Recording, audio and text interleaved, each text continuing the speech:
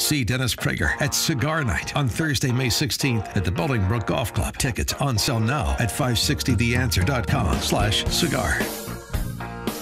Dan and Amy and President Trump at a big rally in Grand Rapids, Michigan last night and spent a lot of time talking about what has been accomplished and what is off the table.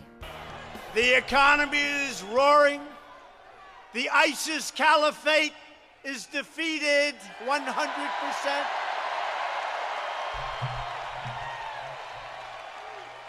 And after 3 years of lies and smears and slander, the Russia hoax is finally dead. The collusion delusion is over. Is over. For more on this, particularly the first part of that riff, I just let him listen to the other part for his own entertainment. Yes. The ISIS Caliphate being annihilated. We're pleased to be joined again by our friend Dr. Zudhi Jasser, president of the American Islamic Forum for Democracy, co-founder of the Muslim Reform Movement. He's a former U.S. Navy lieutenant commander. He's a medical doctor, which is why I call him doctor, because you know I only call medical doctors doctors. Right, exactly. And he's the author of the book, A Battle for the Soul of Islam. Dr. Jasser, thanks for joining us again. Appreciate it. Oh, it's good to be with you, Dan. Thanks for having me back. Pleasure. So what about President Trump claiming that the ISIS Caliphate has been decimated in Syria? The ISIS Caliphate, like the Russian collusion delusion, is over. Do you agree? Yeah, the land, they have no more land. Give credit where credit's due. And most of that, 98% of that victory actually was done within 6 to 12 months, in which General Mattis, Secretary Mattis at the time, basically unleashed and completed the mission that Obama never allowed his folks to complete. So that's true. But we also have to credit to the Syrian Democratic Forces, the Kurdish forces that gave most of the lives to the efforts against ISIS, but we certainly helped them. And also credited the fact that President Trump has decided to leave 1,000 troops from the 2,500 that we had in Syria, realizing that if we pulled them out, ISIS would come back within a few months. And I will have to punctuate the fact that the ideology is not gone. The jihadists will continue to come up like a hydra's head with other names, other places. So the ideology is as strong as it's ever been. But the military victory of ISIS is complete. There's no doubt about it. But now that, Syria's Kurd-led alliance, what kind of battles and challenges do they face now? They're caught between two extremes in Syria. One is their primary enemy is the Turks. Erdogan is trying to create his own caliphate. He is an Islamist demagogue who just a week ago was using the GoPro video from the New Zealand attacks in order to bring his campaign rallies into sort of a fever pitch, which is just grotesque. I can't even believe he's a NATO ally. So he's very much against the Kurds.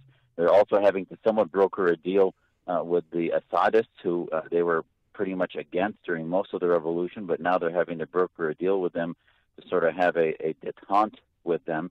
And then the Iraq area also is very anti-Kurdish, and the Kurdistan area now is going to hopefully be left alone because Iraq is now being run by the Shia Khomeinists, who are very anti-Kurdish and pro-Assadist. So they're getting pushed, but I think between the deal with Russia, Assad, and also with Israel, they should be okay, but boy, is it tenuous, and we can't abandon them. There are only real allies other than Israel in the Middle East. Speaking of the New Zealand mosque attacks, how traumatic is that event? What's been the response within the communities of peaceful, pluralist Muslims the world over, which I know you're in touch with? Yeah, I happened to be in Australia. I was visiting Australia, trying to learn about what we share, what we have differences with their very diverse community. And when they realized that this was an Australian, the New Zealand community was just shooken beyond belief. They've not had an attack like this that they can recall in their recent memory. And their communities are very diverse, with Asian populations, Indonesian, Malaysian, Arabic, Pakistani. I mean, it's a very diverse population, and the homogeneity of sort of their belief of what it means to be New Zealander or Australian has been shaken. But at the end of the day, they've come together. The response has been unbelievable. We're reminded that terrorism is not something Muslims only have a monopoly on. But again, also, I do think that some of the response has, I will tell you, been a bit dysfunctional. be it wearing the hijab, and you saw some imams talking about the Israeli conspiracies and other things, which is just completely offensive. So, the bottom line is this needs to be fought head on. Hate, wherever it's coming from, needs to be confronted. But also, we as Muslims need to realize that our work starts internally also. Do you think it'll change, the way that with security at mosques in New Zealand? I mean, are they going to be, having armed guards at the door or doing anything different? We've been talking about that here in the United States, whether you're in Arizona or, this is we saw what happened with the Tree of Life Synagogue in Pittsburgh, and the Jewish community has had armed security in most of their synagogues across the world for generations. So I think Muslims are starting to realize, and many minority faith communities do, but this doesn't speak to the country. It speaks to the price of freedom.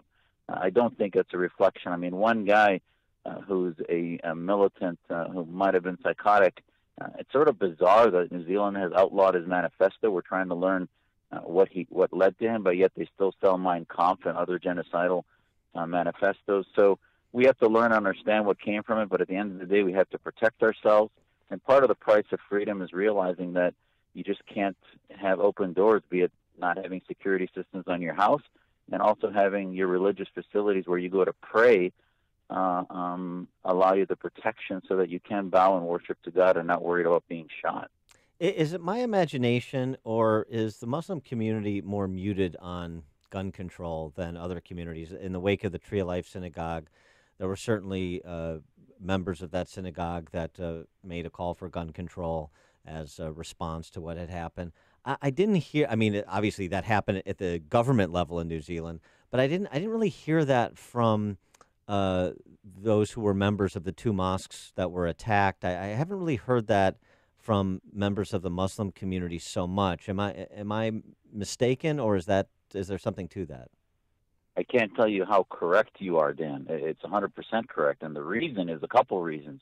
Number one, I wrote on Facebook, I told the New Zealanders and Australians in media, I said, please, God forbid, if anything ever happens to me, the response, I hope, is not to give away your liberties overnight, but rather to ask for more. And Muslims are coming from dictatorships. My family in Syria is fighting against the Assadist chemical weapons attacks. If they had a Second Amendment, the Syrian revolution would have been much different than it is today. So many American Syrians and American Muslims realize that the best defense against what happened in New Zealand is to have a weapon, is to be able to shoot back. Not that we should turn our democracy into the Wild West, but at the end of the day, that's what prevention is. You go to pray not expecting to be shot, but you hope to be able to defend yourself. And I don't think taking away weapons from innocent people that did nothing wrong is the answer to this craziness. Yeah, that's a bridge. We haven't talked to you in a while, so I wanted to get your reaction as well to, it's a few weeks old now, but to Ilhan Omar, the conduct of Ilhan Omar and Rashida Tlaib, but particularly Omar with her anti-Semitic tweets, her non-apology apology, her then picking up where she left off after her non-apology apology. Rashida Tlaib in Michigan, the Michigan congresswoman, with the expletives directed at the president and so forth. Well, I have to tell you, I mean, we just yesterday, Omar has a tweet about the border calling America a white national supremacist country, which is just beyond absurd. We have gone beyond parody into where they can pretty much lie about America, and you're seeing what the Islamist view, the Islamist worldview about the West is that everything is the West's fault, Israel's fault. Her generalizations about Israel and the Jewish community come out of anti-Semitic, bigoted statements, that it's not about specific policies when it comes to Israel. They just want the whole state to disappear, and that's why they support the BDS movement, which is a de facto delegitimization of the entire state of Israel. So I, as a Muslim, am really starting to get quite irritated at the fact that these two new Muslim congresswomen seem to end up representing American Muslim ideas, when in fact they're very anti-American and Islamist in their worldview. She was just raising money for CARE a few days ago, and in a speech in L.A., she told them, we need to raise hell, we need to have our rights, etc. And she talked about Islamophobia. And these are concepts in which she's trying to invoke blasphemy laws And on the one hand, I almost wish she didn't get the attention. It's giving her more value than she's worth. But on the other hand, people are starting to realize what I deal with on a daily basis inside Islamist mosques and elsewhere, in which these folks are mainstreamed. They tribally run our community, and nobody confronts them about their radicalism.